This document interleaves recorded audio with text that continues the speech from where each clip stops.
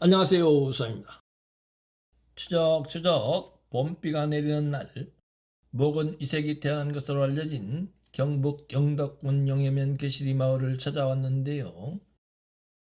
전하는 바에 의하면 이 개시리 마을은 고려 말에 이색의 예주부인 김택이 처음 들어와 터를 잡고 살기 시작을 했고, 그 후에 수안 김씨와 영해신 씨, 신안주 씨 등이 차례로 들어와 터전을 잡고 살았으나 조선 중기에 영양남 씨가 들어오면서부터 이색의 애가인 함창 김씨와 수안 김씨, 그리고 영예신 씨, 신안주 씨 등은 다른 곳으로 이주를 하고 영양남 씨들이 줄을 이루고 지금까지 살고 있다고 합니다.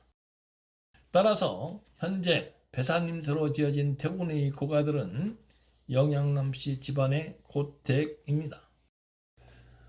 목은 이색의 붙인 이국의 본향은 서해 바닷가인 충남 서천군 한산인데요.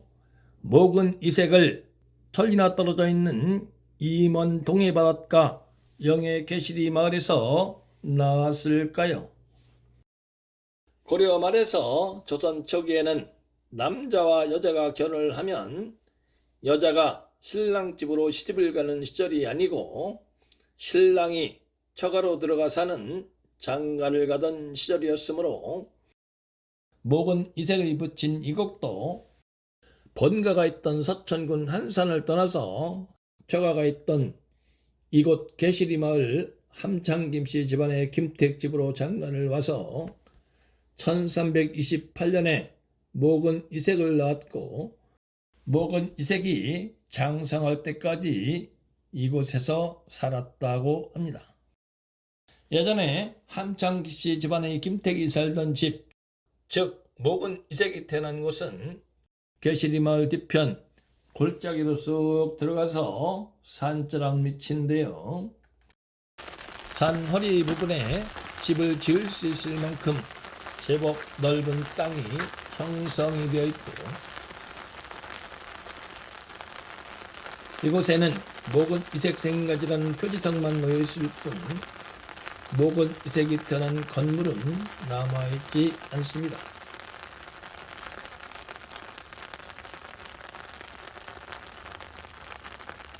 그리고 좌측에는 목은 이색의 기념관이 있습니다.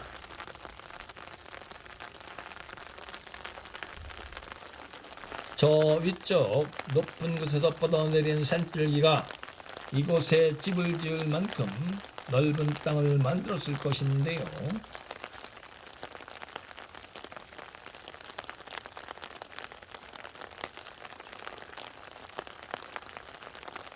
높은 산봉우리 쪽은 함몰이 되어 있기 때문에 저 높은 산봉우리에서 곧장 뻗어내린 산줄기가 이곳에 집을 지을 만큼 넓은 땅을 만든 것은 아닌 것으로 판단이 됩니다.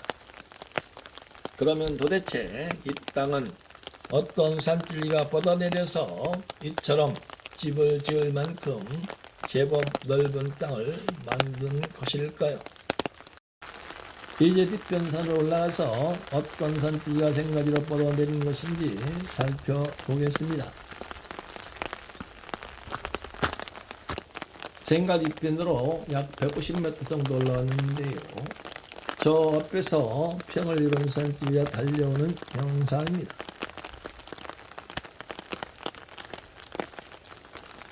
등산로가 잘 되어 있어서 산줄기 등성이를 살펴보기 참 좋은데요. 산줄기 등성이가 넓고 두툼하고 견실합니다.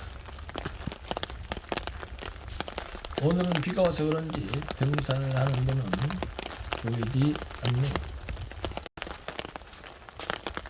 이곳이 바로 생가 뒤편에 세운 마지막 산봉우리인 셈인데요.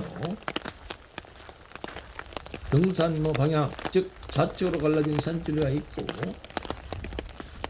이곳에서 우측으로 갈라진 산줄기의 산자락에 생가가 자리 잡고 있으므로 이 산줄기를 따라서 내려가 보겠습니다.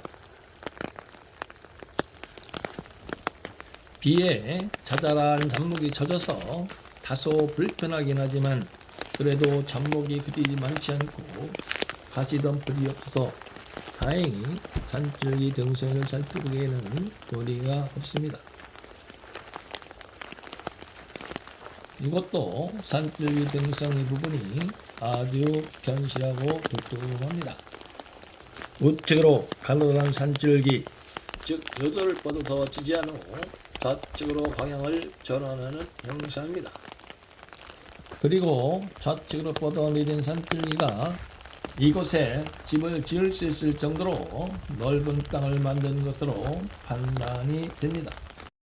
즉 이와 같이 뻗어내린 산줄기가 생가지를 형성한 것으로 판단이 되고, 좌측과 우측으로 뻗어내린 산줄기가 좌측과 우측을 포근하게 감싸 생기가 바람에 흩어지지 않을 수 있는 보국, 즉 명당이 될 수 있는 외부적인 요건은 갖춘 것으로 판단이 됩니다. 그리고 현장에서 점검을 해봤는데요.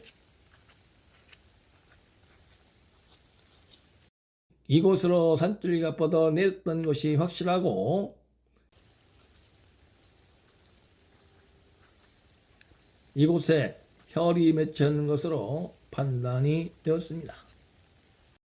오늘 답사는 비가 오는 관계로 다소 불편했고 지형이 망가져서 생가로 휩쓰는 산줄기를 육안으로 특정하기는 다소 어렵지만 평소에 궁금했던 하나의 숙제를 해결했다는 생각이 들어서 그래도 보람이 있는 답사이었습니다.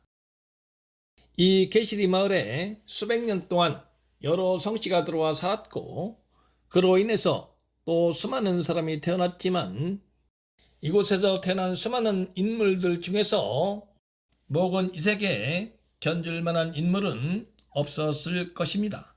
그것이 바로 혈이 맺힌 명당에서 태어난 인물과 그렇지 못한 곳에서 태어난 인물의 차이라 할 수 있습니다.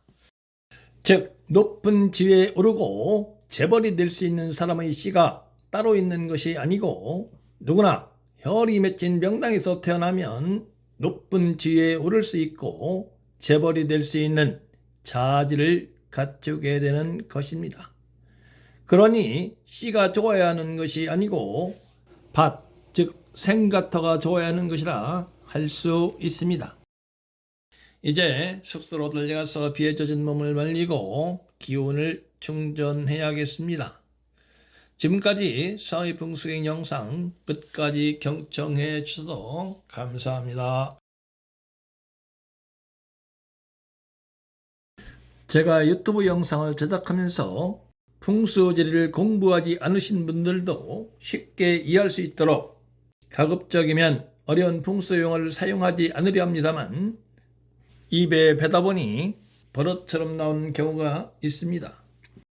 오늘은 한 3가지 정도 풍수 용어가 사용되어 있는데요. 그 중에서 배산임수는 산을 등지고 낮은 곳을 정해서 지은 집을 이루는 말이고, 요도는 길게 뻗어나가는 큰 산줄기에 좌측과 우측으로 뻗은 가느다란 산줄기를 이루는 말로 길게 뻗어나가는 큰 산줄기를 지탱하고 균형을 잡아주며 마치 배의 노와 같은 역할을 해서 골격이 큰 산줄기가 이리저리 방향을 바꾸면서 멀리 나아갈 수 있도록 도와주는 역할을 합니다. 보국은 혈이 맺힌 뒤편에 있는 주산 현무와 앞에 있는 안산과 조산, 그리고 좌측으로 뻗은 좌청령과 우측으로 뻗은 우백호가 주변을 포근하게 감싼 형상을 이루는 말입니다.